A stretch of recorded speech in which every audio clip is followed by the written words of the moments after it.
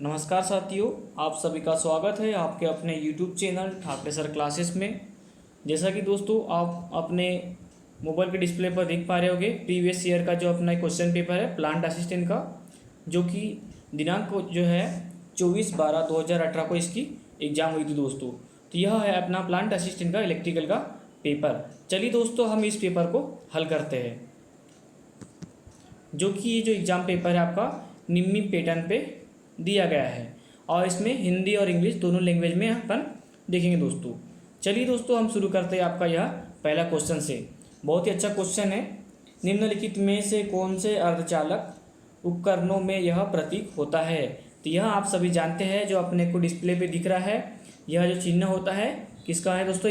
यह है Jenner diode का। चलिए हम चलते हैं आपके अगले क्वेश्चन की ओर। पहला क्वेश्चन बहुत ही सरल था और आप इसे बहुत ही जल्दी कर सकते हैं। सिलिकॉन और जर्मेनियम डायोड में ईवी में अग्र वोल्टतापात क्रमशः क्या होगा? तो देखिए, इसमें इंग्लिश में क्या पूछा गया है, what is the forward voltage drop in EV in silicon and germanium diode respectively. यानी कि इसका ये पूछ रहा है ये कि सिलिकॉन में जो फॉरवर्ड बायोस में क्रमशः वोल्टतापात क्या है? तो इसका आंसर आ जाएगा 0.7 एंड 0.3। चलिए हम चलते हैं अपने नेक्स्ट क्वेश्चन की ओर। दोस्तों, आपसे एक चीज़ कहना चाहेंगे, यदि आप इस चैनल पे नए हैं या फर्स्ट टाइम हमारी वीडियो देख रहे हैं तो पहले अपन इस चैनल को सब्सक्राइब कर लीजिए और अपने दोस्तों को भी शेयर करें दोस्तों, ताकि सभी का नॉलेज में इंक्रीमेंट हो। चलिए दोस्तों, अब हम चलते नेक्स्ट क्वेश्चन की ओर। जेनर डायोड में कितने पीएन जंक्शन संधि होते हैं? तो अपना जो जेनर डायोड होता है उसमें पीएन जंक्शन जो होता है एक ही होता है। नेक्स्ट क्वेश्चन की ओर चलते दोस्तों। एक सामान्यतः उत्सर्जक प्रवर्धक के मामले में इनपुट और आउटपुट संकेतों के बीच फेज विस्थापन होता है। तो क्या होता है ये? सामान्य उत्सर्जक तो होता है, उसके इनपुट और आउटपुट के संकेतों के बीच जो फेज विस्थापन होता है, फेज डिफरेंस, वह होता है 180 डिग्री का। चलिए अब हम चलते हैं अपने नेक्स्ट क्वेश्चन की ओर। एक स्थिर बहुकंपित्र में स्थिर स्थितियों की संख्या कितनी होती है? तो यह इसमें जो होता है कोई स्थिर स्थिति नहीं होती है। चलिए दोस्तों, आपको ले चलते हैं अपन आपके अगले क्वेश्चन की ओर। नेक्स्ट क्वेश्चन है आपका, 12 वोल्ट की बैटरी से जुड़े होने पर 2 माइक्रोफैरेड के संधारित्र में संग्रहित आवेश का निर्धारण करें। तो इसमें संग्रहित आवेश की बात चल रही है, तो इसका आंसर जो ये होता है फॉर्मूला Q = CV। तो यहाँ C का मान कितना दिया हुआ है 2 माइक्रोफैरेड प्लस V का मान दिया है 12, तो इसका आंसर कितना आ जाएगा 24। ये आ गया इसका पहला ऑप्शन। अब हम चलते हैं आपके नेक्स्ट क्वेश्चन की ओर। ट्रांजिस्टर के मामले में निम्नलिखित में से कौन सा संबंध सत्य है? तो यह होता है इमीटर IE = IC + IB, यह इसका आ जाएगा चौथा ऑप्शन। अब हम चलते हैं आपके अगले क्वेश्चन की ओर। ये देखिए, आपको जो इस डिस्प्ले पे जो चित्र दिखाया गया है वह किस अभिविन्यास में जुड़ा हुआ है? आप इसमें देख पाएंगे दोस्तों कि यह जो होता है यह है कलेक्टर, यह इमीटर और यह IB या बेस। तो इसमें जो है कॉमन बेस PNP ट्रांजिस्टर है, क्योंकि इसमें जो तीर का निशान है वह बेस के अंदर की ओर आ रहा है, इसलिए यह जो आपका जो सिंबल होगा यह होगा आपका काय का PNP ट्रांजिस्टर का, सामान्य किसे कॉमन बेस PNP ट्रांजिस्टर का यह अभिविन्यास है दोस्तों। अब हम चलेंगे आपके अगले नेक्स्ट क्वेश्चन की ओर। यदि R = 1 kilo ohm, R2 = 4 kilo ohm हो तो निर्गम वोल्टा ज्ञात करें। निवेश वोल्टा 10 वोल्ट है। दोस्तों, इस क्वेश्चन को आप हल करके मेरे कमेंट बॉक्स में इसका आंसर बताएं। वैसे इसका आंसर यहाँ पे 8 वोल्ट दिया है, लेकिन इसे आप हल करके ज़रूर मेरे कमेंट बॉक्स में इसका आंसर आपसे क्या आता है इसमें सेंड करें दोस्तों। अब हम चलते हैं आपके नेक्स्ट क्वेश्चन की ओर। सिलिकॉन नियंत्रित संशोधन यानी सिलिकॉन कंट्रोल रेक्टिफायर में अर्धचालक परतों की संख्या कितनी होती है? बहुत बेस्ट क्वेश्चन पूछा दोस्तों। यह जो क्वेश्चन होता है 2 से 3 बार रिपीटेड है हर एग्जाम में। एक क्वेश्चन आ ही जाते हैं SCR से, तो इसलिए अपने को SCR से जो भी आपके डाउट होगा वो ज़रूर क्लियर करें दोस्तों। और दोस्तों ये वीडियो आप देखते समय ज़रा भी स्किप ना करें, इसमें बहुत अच्छे सॉलिड क्वेश्चन हैं, बने रहिए दोस्तों। क्या बोल रहा है, SCR में के अर्धचालक में परतों की संख्या होती है, तो सिलिकॉन कंट्रोल रेक्टिफायर में जो परत होती है उसमें 4 परत होती है दोस्तों।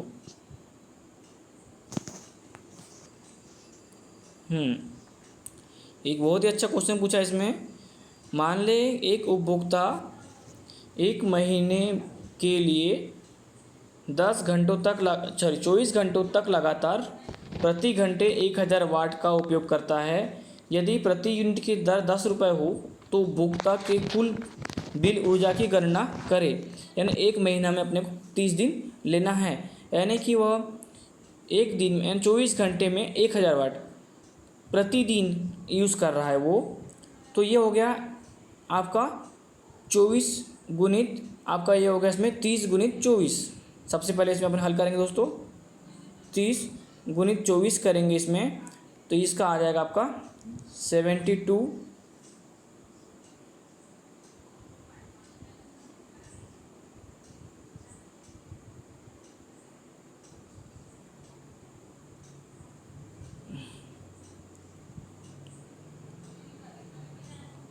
ये आ जाएगा आपका दोस्तों आपका 7200। अब आपने क्या बोलना, सॉरी 720 आ जाएगा। क्वेश्चन नंबर देखिए दोस्त,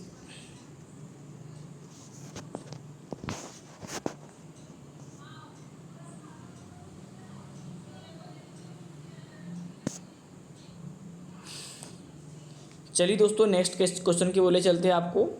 यह क्वेश्चन में कहा जा रहा है कि मान ले कि एक उपभोक्ता 1 महीने के लिए 24 घंटों तक लगातार प्रतिदिन 1000 वाट भार का उपयोग करता है। यदि प्रति यूनिट की दर 10 रुपये हो तो उपभोक्ता के कुल ऊर्जा बिल की गणना करें। 1 महीना में जो हमें 30 दिन का लेना है दोस्तों, तो हमें 30 गुणित 24 यदि अपन करते हैं तो क्या आएगा आपका, 30 गुणित 24 यदि अपन करेंगे तो अपने पास क्या आ जाएगा, 720 आ जाएगा। 720 गुणित 10 रुपये पर यूनिट, ये 720 यूनिट उसने खपत कर दिया 1 महीने के अंदर, गुणित 10, इसका आंसर कितना आ जाएगा, 7200 रुपीज़, यानी 7200 रुपये इसका आंसर आ गया। अब आपको ले चलते हैं क्वेश्चन नंबर 12 की ओर। IGBT का पूर्ण स्वरूप क्या है? इंसुलेटेड गेट बाइपोलर ट्रांजिस्टर, यह आपका IGBT का पूर्ण नाम है, इंसुलेटेड गेट बाइपोलर ट्रांजिस्टर। ओम के नियम हेतु सही संबंध का चयन करें। R = V/I, ये इसका सही सूत्र है। 1 किलो ओम और 3 किलो ओम के प्रतिरोध श्रेणी क्रम में जुड़े हैं, तो इनका समतुल्य प्रतिरोध क्या होगा? तो इसमें क्या करेंगे, RT = R1 + R2, तो ये जो क्या हो जाएगा, 1 kilo ohm plus 3 kilo ohm, तो ये क्या आ जाएगा इसका, 4 किलो ओम। इसका आंसर आ जाएगा दोस्तों आपका पहला ऑप्शन, 4 किलो ओम। अब हम चलेंगे नेक्स्ट क्वेश्चन की ओर।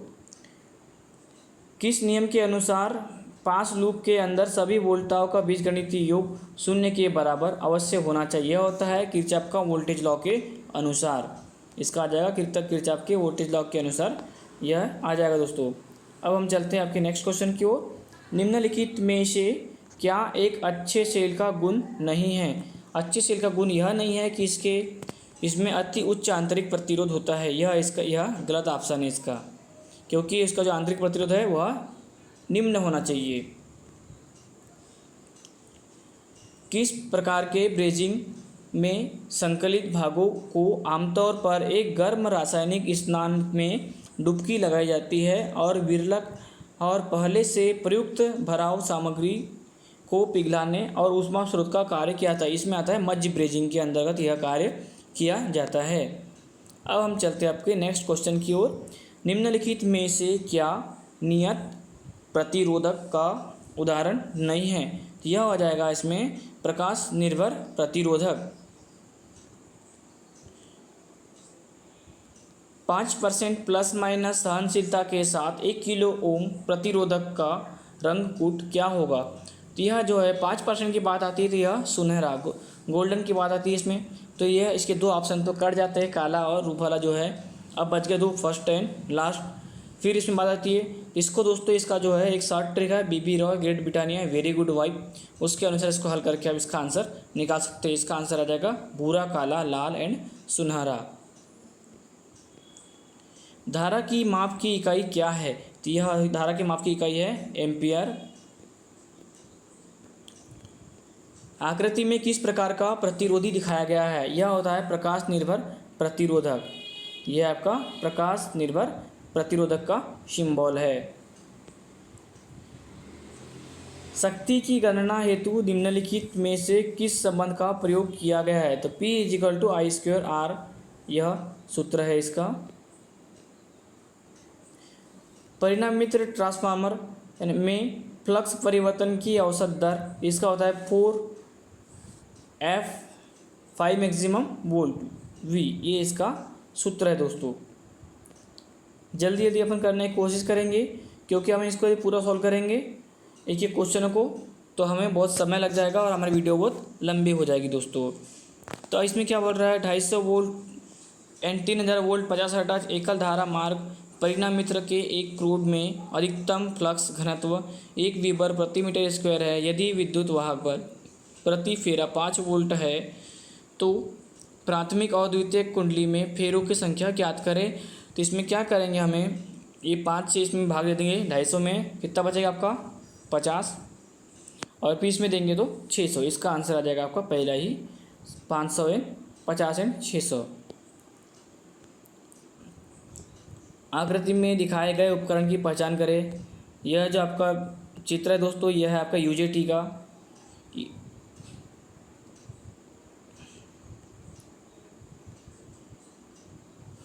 चलिए दोस्तों, आप इस दोस्तों आप इस क्वेश्चन का स्क्रीनशॉट ले लीजिए। आप इसे हल करके इसका आंसर हमारे कमेंट बॉक्स में दीजिएगा दोस्तों। कुछ क्वेश्चन आपके लिए भी छोड़ा जा रहा है वर्क के लिए। परिवर्तित्र में चुंबकीय ध्रुवों की कुल संख्या की गणना करने के लिए सूत्र क्या है? इसका होता है NS = 120 F/P। आप इसमें आ जाएगा P = 120 F/N, ये इसका सूत्र हो जाएगा, पहला ही आ जाएगा इसका आंसर। निम्नलिखित में से क्या विद्युत रोधी का एक उदाहरण है? सोना, तांबा, चांदी, ये सब सभी की सभी जो है धातु है, लेकिन ये कागज़ जो है विद्युत रोधी है। वर्ग ई विद्युत रोधी खालिस्तान तक के तापमान का सामना कर सकते हैं। तो यह 120 डिग्री तक का तापमान सहन कर सकते हैं। शुद्ध ज्यावक्रीय का आकृति गुणक यानी फॉर्म फैक्टर क्या होता है? फॉर्म फैक्टर जो होता है दोस्तों इसका 1.11 होता है।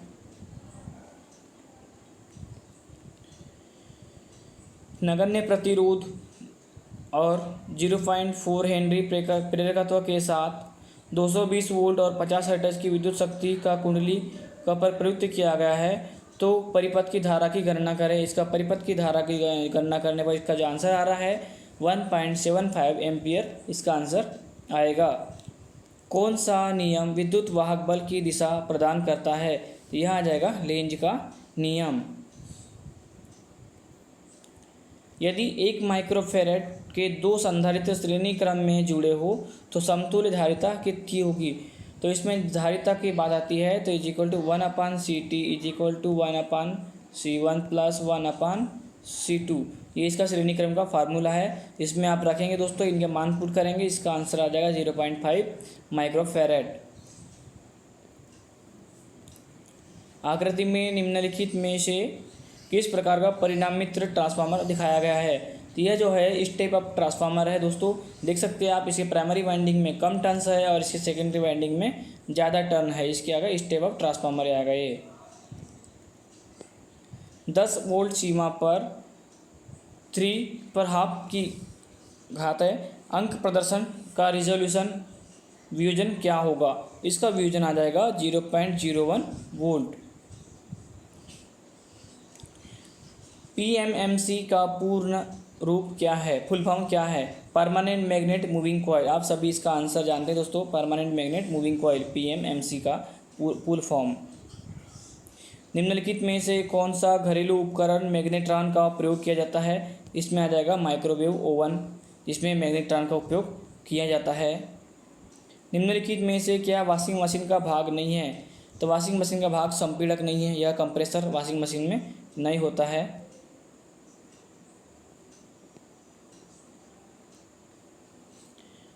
50 वाट का एक दीपक 1500 लुमेन का ज्योति इनफ्लक्स देता है, तो इसकी दक्षता क्या होगी? तो इसका दोस्तों 1500 में 50 का भाग दे देंगे तो आपका जो है इसमें 30 लुमेन प्रति वाट इसका आंसर आ जाएगा। ज्योति तीव्रता की इकाई क्या है? ज्योति तीव्रता की इकाई जो है कैंडेला है। निम्नलिखित में से क्या विद्युत विसर्जन लैंप का उदाहरण नहीं है? तो इसका उदाहरण जो है ये वाला नहीं है। तंतु निर्वात नलिका दीपक फिलामेंट वैक्यूम ट्यूब लैंप, इसका यह पहला वाला ऑप्शन नहीं है, सही नहीं है इसलिए दोस्तों। भार लोड परिपथ में उपलब्ध वाट और उत्पादित कुल वाट के अनुपात को क्या कहते हैं? इसे कहते हैं विद्युत दक्षता। यूपीएस का पूर्ण स्वरूप क्या है? अनइंटरप्टेबल पावर सप्लाई, इसका आंसर सेकंड आ जाएगा। सार्वत्रिक मोटर खाली स्थान में प्रयुक्त होती है, यह होती है जूसर ग्राइंडर मिक्सर में होती है। सार्वत्रिक मोटर यानी यूनिवर्सल मोटर का जो उपयोग होता है वो होता है घरों में मिक्सर में इसका उपयोग किया जाता है दोस्तों। प्रत्यावर्ती अल्टरनेटर की माप किस में निर्धारित की जाती है? तो अल्टरनेटर की जो माप होती है वह केवीए में की जाती है, आप सभी लोग जानते हैं दोस्तों। इसका आंसर शुष्क सेल का धनात्मक इलेक्ट्रोड जो होता है कार्बन का बना होता है।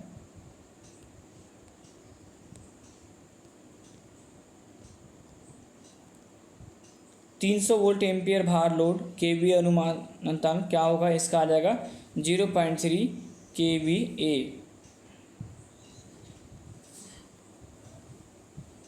यदि एक भार का निवेश 50 वाट और भार 90% प्रभावशाली हो तो निर्गम वाट क्या होगा? इसका कर देंगे दोस्तों अपन 300 गुणित 90 भागित 100, इसका परसेंट निकाल लेंगे। इसका आंसर आ जाएगा आपका 270 वोल्ट एम्पियर। कर्षण उद्देश्य के लिए खालिस्तान प्रकार की मोटर का उद्देश्य प्रयोग किया जाता है।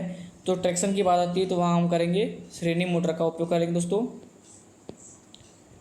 बैटरी के परिप्रेक्ष्य में SLA का पूर्ण स्वरूप क्या है? Sealed acid lead acid battery, इसका आ जाएगा sealed lead acid battery, seal युक्त लेड एसिड बैटरी।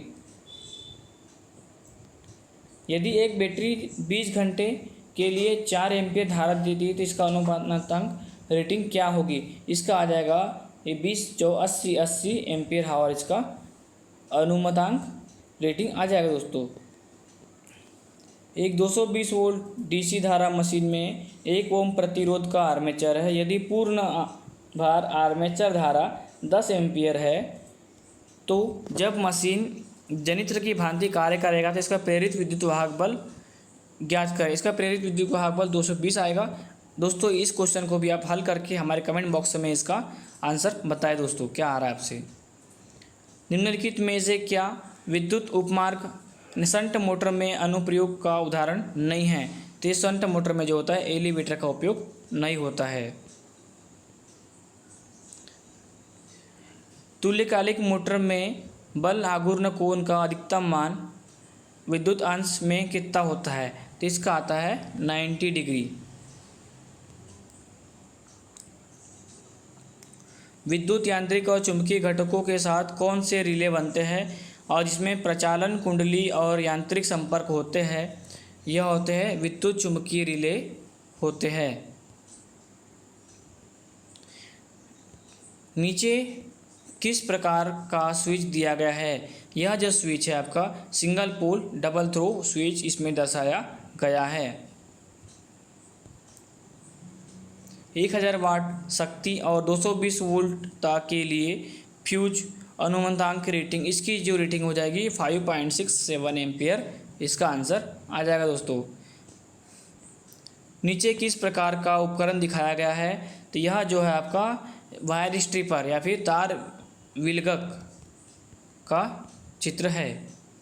निम्नलिखित में से किस उपकरण का प्रयोग धातु को काटने के लिए किया जाता है? तो धातु को काटने के लिए हेक्सा का उपयोग किया जाता है।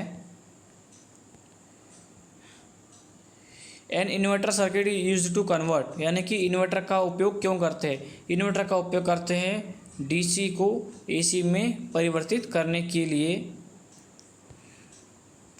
नीचे दिए गए परिपथ में शक्ति की गणना करें।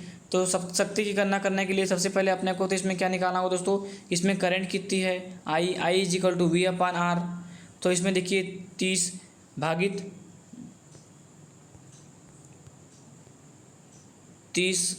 भागित 5 करेंगे, कितना आ जाएगा, 5 छके 30 यानी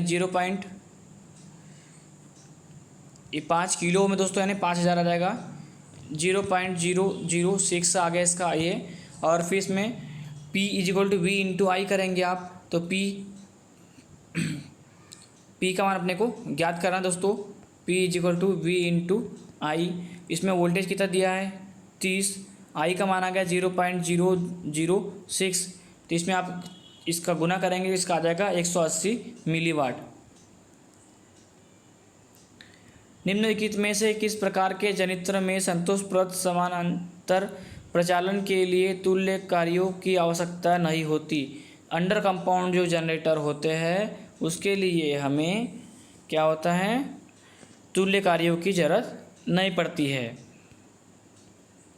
भारत में तार विस्थापन के लिए प्रयुक्त डी प्रकार के प्लग का धारा अनुमतांक रीडिंग होती है, यह होता है आपका 5 एम्पियर। एसटीपी केबल में एसटीपी का पूर्ण स्वरूप क्या है? शिल्डेड ट्विस्टेड पेयर। एसटीपी का पूरा नाम है आपका शिल्डेड ट्विस्टेड पेयर। लकड़ी कागज जैसे सामान्य दहनशील पदार्थ के कारण लगने वाली आग को किस वर्ग में रखा गया है? इसे वर्ग ए में रखा गया है।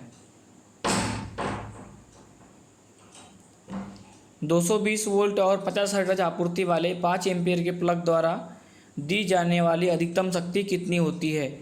इसकी अधिकतम शक्ति हो जाएगी, आप 220 गुणित इसमें 50 का गुना करेंगे 5 का, इसका आ जाएगा आपका 1100 वाट।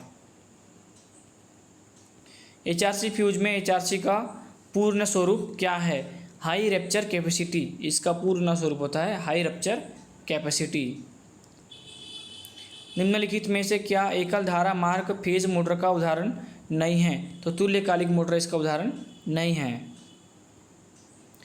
तार स्थापन प्रणाली में खुला परिपथ निम्नलिखित में से किसके लिए होता है?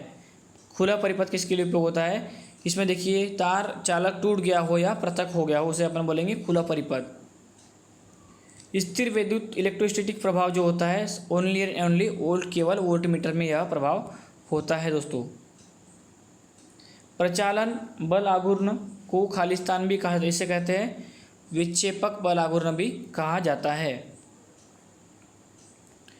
क्वेश्चन नंबर 72, एक संधारित्र द्वारा 50 हर्ट्ज की प्रत्यावर्ती धारा को 10 ओम की आवृत्ति के साथ प्रतिरोध प्रदान किया जाता है। यदि आवृत्ति बढ़कर 100 हर्ट्ज हो जाती है तो प्रतिरोध कितना होगा? इसका आंसर आ जाएगा आपका ओनली 5 ओम। एक थायरिस्टर में प्रसरण गुणांक कोण वह कोण है जिस पर थायरिस्टर का अपना चालन आरंभ होता है, यानी कि उस पर फायरिंग एंगल वह होता है जिसपे वह उसका प्रचालन चालू होता है। आपका सेकंड लास्ट क्वेश्चन देख लीजिए दोस्तों। एक तापक हीटर का आवश्यक घटक एक विद्युत तत्व जो विद्युत ऊर्जा को ऊष्मा ऊर्जा में परिवर्तित करता है। 220 वोल्ट 10 ओम प्रतिरोध के साथ एक टोस्टर द्वारा कितनी धारा आपकी मतलब खपत होगी? तो I is equal to V अपन आर कर देंगे अपन, I is equal to V अपन आर कर देंगे अपन। तो क्या आ जाएगा दोस्तों 220/10 करेंगे तो 0 आपका कट जाएगा, क्या आएगा इसका आंसर 22 एम्पियर।